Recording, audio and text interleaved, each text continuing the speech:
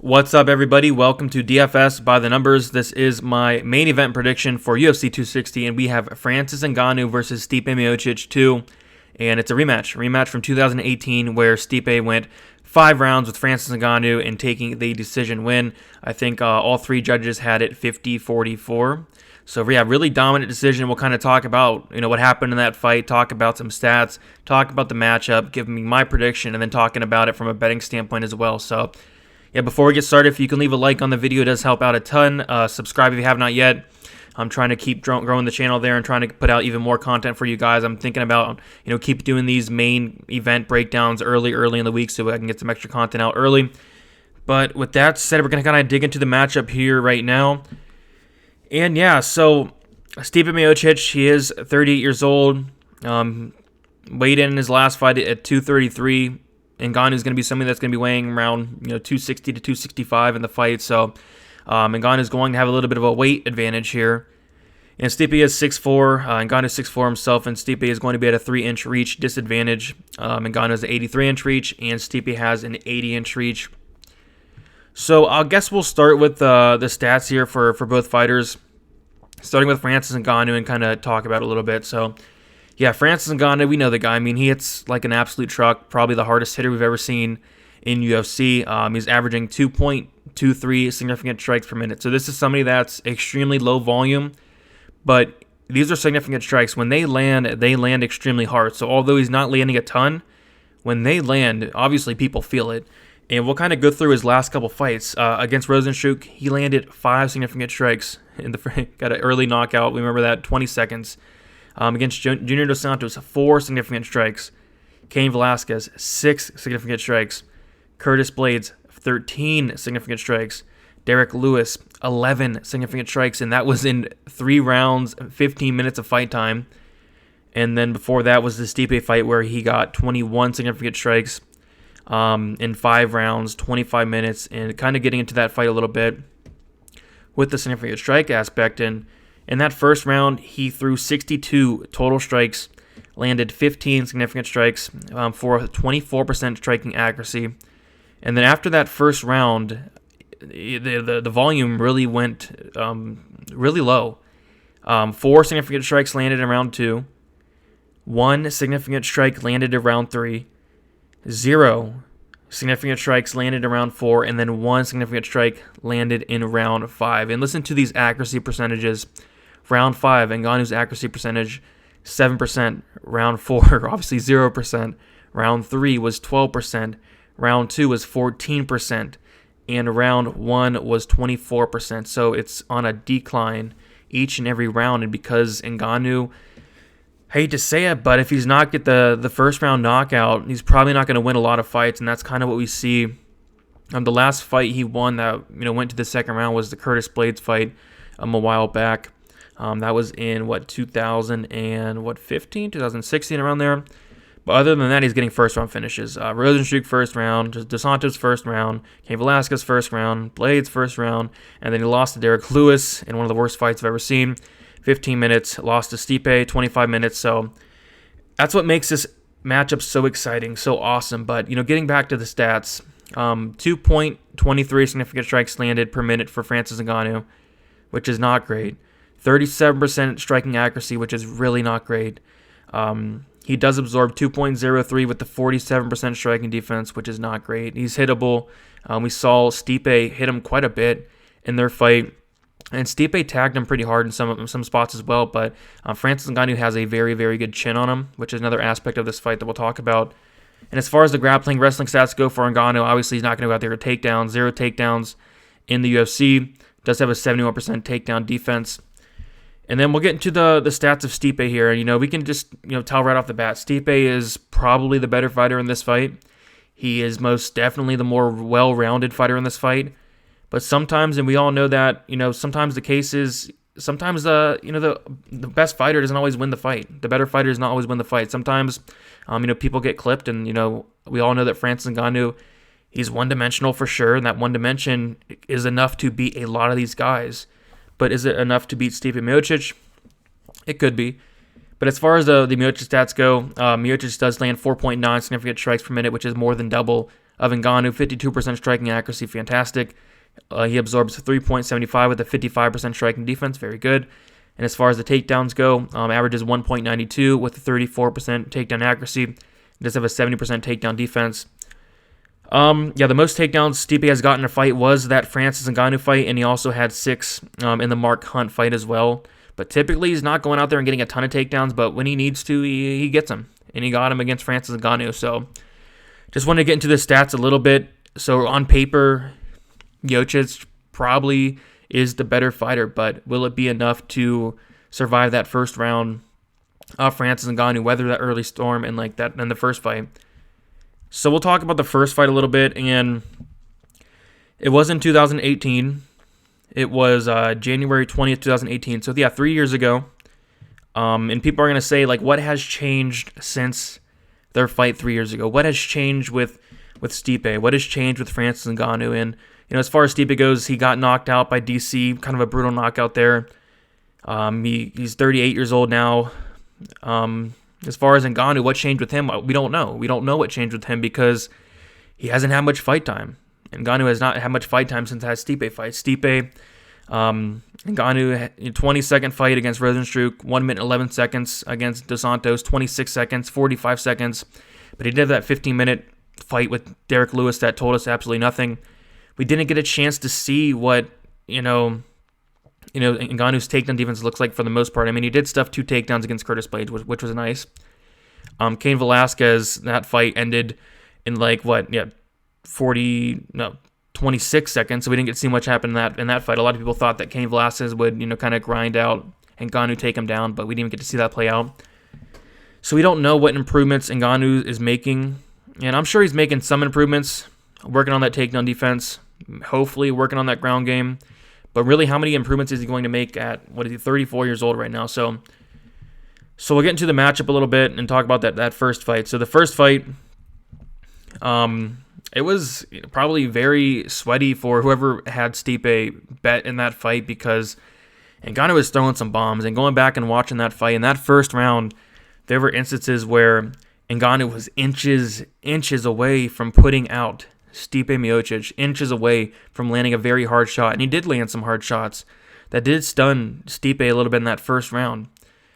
So that's frightening. That is very frightening, especially if you are a Stipe backer in this fight. It's going to be worry about that first round. If Stipe survives that first round, he wins the fight, honestly. So that was that. Stipe was able to kind of grind up Ngannou a little bit against the cage for a little bit of that first round, which was very smart, and I think that's what he should do here.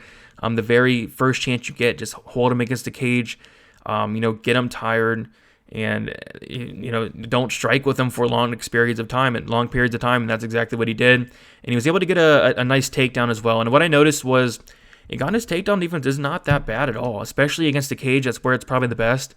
Ngannou's just such a strong guy. I think it's going to be very hard, especially in that first round, to take down Ngannou. I don't see it happening more than likely, but at space, if he can catch Ngannou by surprise, he did that a couple times in the fight, get him down in the middle of the cage, that's probably where Stipe is going to have the best success because Ngannou has nothing off his back, and unless he's made massive improvements, I don't see that changing. But I do think it's going to be very hard to take down Ngannou in the first round, but there's other ways you can kind of expend the energy of Ngannou by pulling him against the cage, and that's kind of what he did. So after that first round, Ngannou looked very, very tired. He did not have much to offer after that first round. He threw 27 strikes in the second round, landed 4. So the output wasn't really there. And then, like I said, third round, he landed 1 strike. Fourth round, he landed 0. So he landed 2 strikes. He landed 2 strikes from rounds 3 to round 5.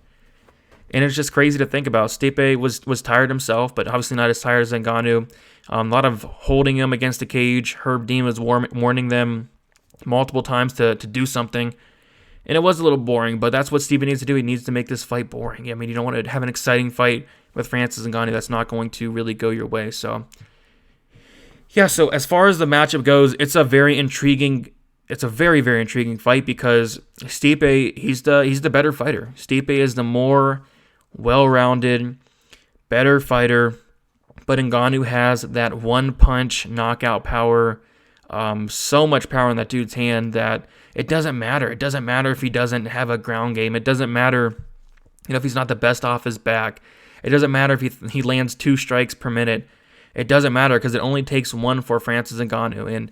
And could he knock out Stipe? I think he could. I think it's possible. But as far as predicting a winner goes, it's a hard fight to call because I think this should be line to pick him first of all. And we'll kind of take a look at the line right here. Ngannou's minus 120, which it doesn't make sense to me.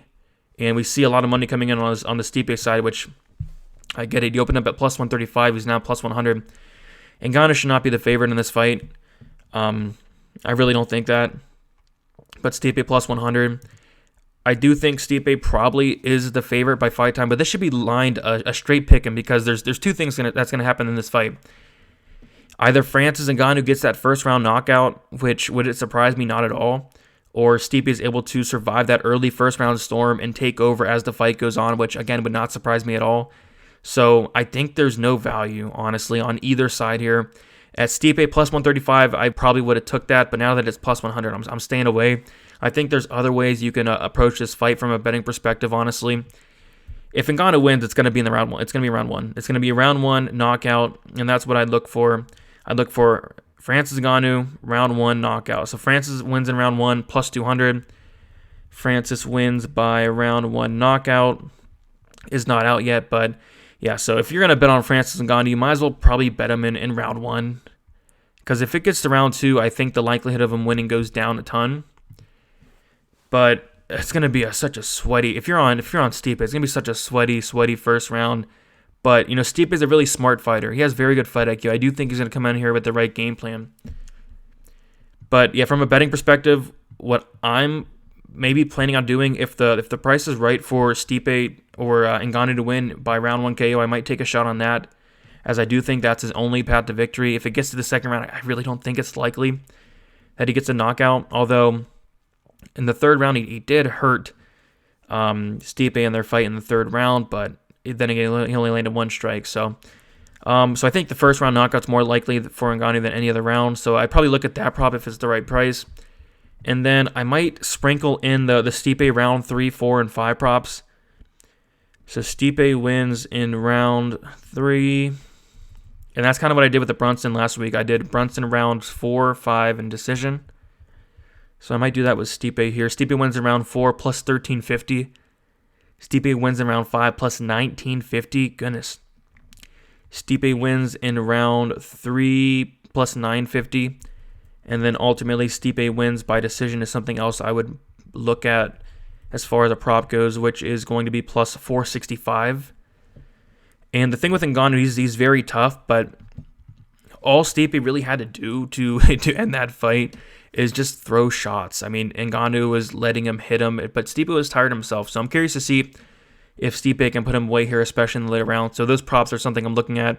Ngannou round 1, Stipe rounds 3, 4, and 5 I think are likely, and even decisions probably likely as well for Stipe. But he has to survive that first round. So yeah, as far as giving a prediction, this is such a tough fight to call because you can beat all technical about it and say Stipe, he's the better fighter. Stipe is going to hold him against the cage. He's gonna take him down, but it only takes 1 shot. So I'm gonna pick Stipe. I'm gonna pick who I think is the better fighter. I'm gonna take Stipe to get the win.